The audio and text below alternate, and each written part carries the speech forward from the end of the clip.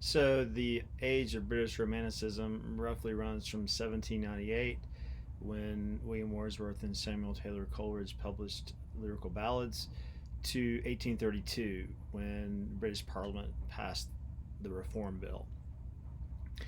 If there is one idea that unifies this heterogeneous age, an age that features the poetry of William Blake and William Wordsworth and Samuel Taylor Coleridge and Mary and Percy Bysshe Shelley and John Keats and Lord Byron, and the fiction of Mary Shelley. If there is one unifying idea of this heterogeneous literary period, it is this: that there is a gap between the mind and the world.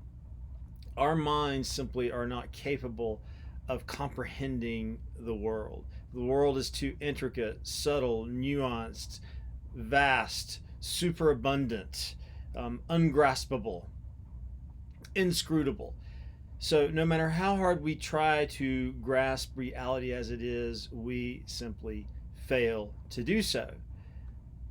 So, what does this mean? This means that our perceptions of the world are to some extent fictions or creations. Does this mean there's no such thing as physical reality? Of course not. There is such a thing as physical pain. There is such a thing as emotional suffering.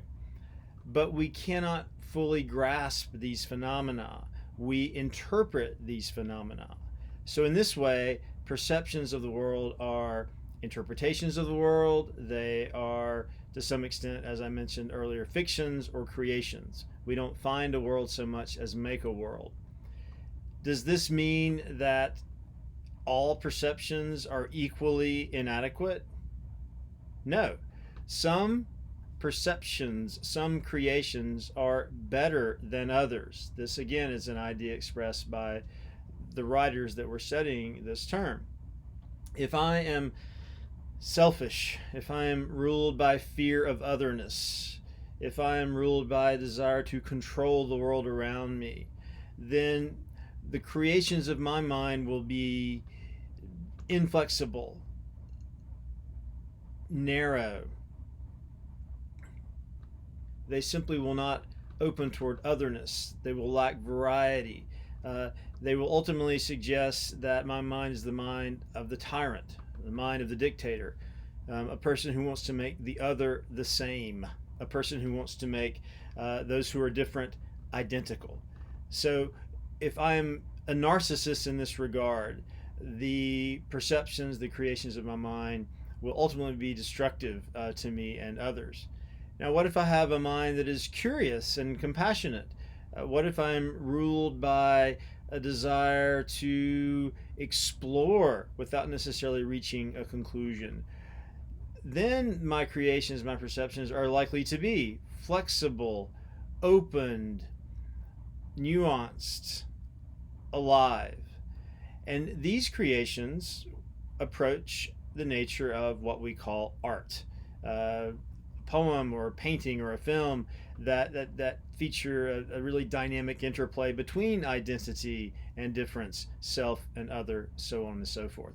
So, in this class, we'll be looking at this idea of the inevitable gap between word and world, but also we'll look at how some words are simply more powerful, more potent, more capacious than others.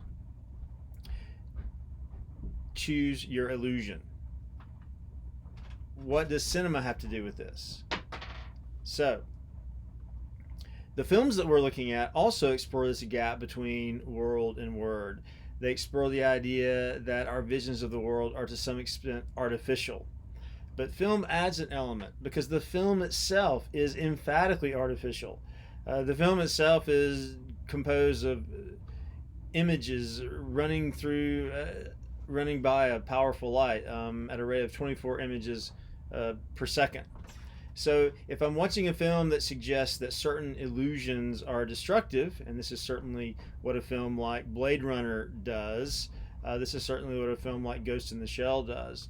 If I watch a film that suggests that certain illusions are destructive, well, then what do I do with the idea that the film itself is overtly an illusion? So there's a meta level to the film.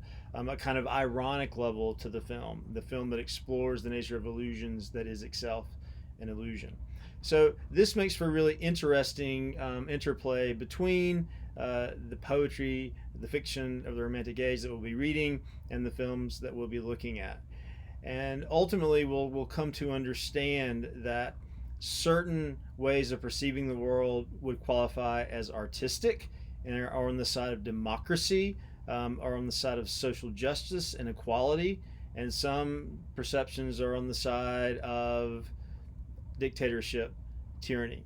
And this will open us up to consider current political situations where we can think about police brutality. We can think about social injustice, racial injustice. We can think about the rise of Black Lives Matter, all within the context of these ideas that we're going to be studying in this course. So even though this course is focused on a particular period in literature, a particular period in film, it will also give us a vocabulary to address pressing issues of our current time.